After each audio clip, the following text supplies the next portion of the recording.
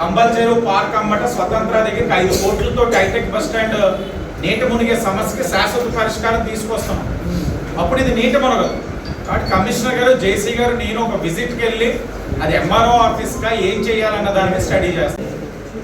ఒక అవకాశం కింద తీసుకొని కష్టపడి పనిచేస్తా ఉన్నాం. మీడియా వారు కూడా వాస్తవాలు ప్రజలకు తెలియజేస్తా ఉన్నారు. ఇంకా చేసుకోవాల్సినవి చాలా ఉన్నాయి, తప్పకుండా చేస్తాం. కలిసికట్టుగా ప్రయాణం చేస్తాం.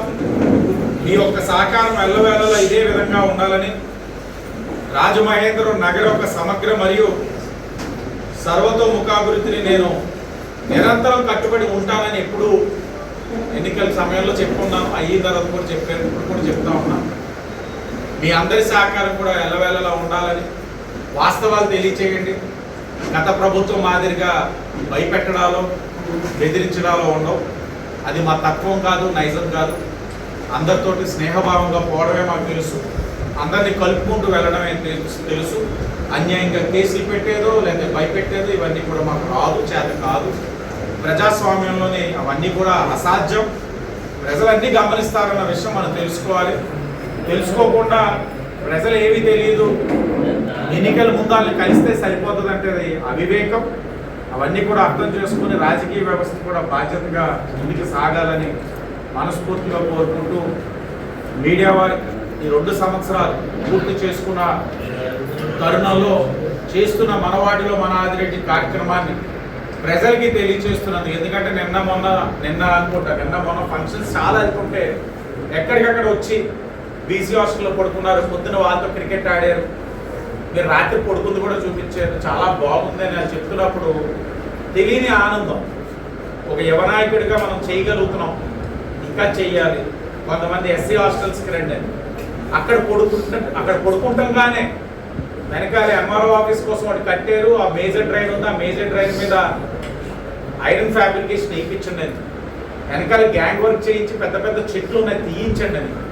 నాకు నమ్మకం కుదరలేదు. ఏంటి ఇంతలా పెడుతున్నారు? ఉదయాన్నే 5:30కి లేచిపోయి నాతో పాటు గుండూరు రవి గారు పడుకున్నారు, ఇంకా కొంతమంది యువ నాయకులు పడుకున్నారు. రండి అసలు వెనక్కి వెళ్దామంటే ఏదైతే నాకు మెసేజ్లు పెట్టారో అవన్నీ 100% వాస్తవం. పెద్ద పెద్ద చెట్లు, మేజర్ డ్రైన్, ఆ డ్రైన్ నుంచి వచ్చే దోమలు కానీ ఇంకా అవన్నీ కూడా హాస్టల్లోకి మేరజాలి. అంటే యువతరం అంతా గమనిస్తున్నారు, అడుగుతారు.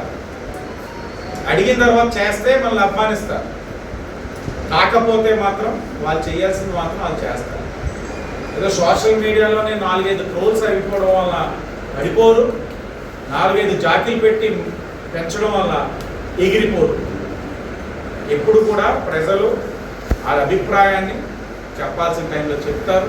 అది రాజకీయ వ్యవస్థలుగా మేమందరం కూడా బాధ్యతగా గమనించే విధంగా మా ఆలోచన ఉండాలి, మా పని కూడా ఉండాలని ఏంటో నాకు తెలియదు. కానీ నా దృష్టిలో అయితే నేను మరలా చెప్తున్నాను ఆన్ రికార్డ్ మీడియా వాళ్ళందరికీ, ఫస్ట్లో అవివేకమా అనుకున్నాను, తర్వాత కామెడీ పీస్, మా అందరి దృష్టిలో కామెడీ పీస్. ఇప్పుడు ఈవీఎం అన్న వర్డ్ పర్ఫెక్ట్ మీనింగ్ మీకు చెప్తున్నాను. Every voters mandate.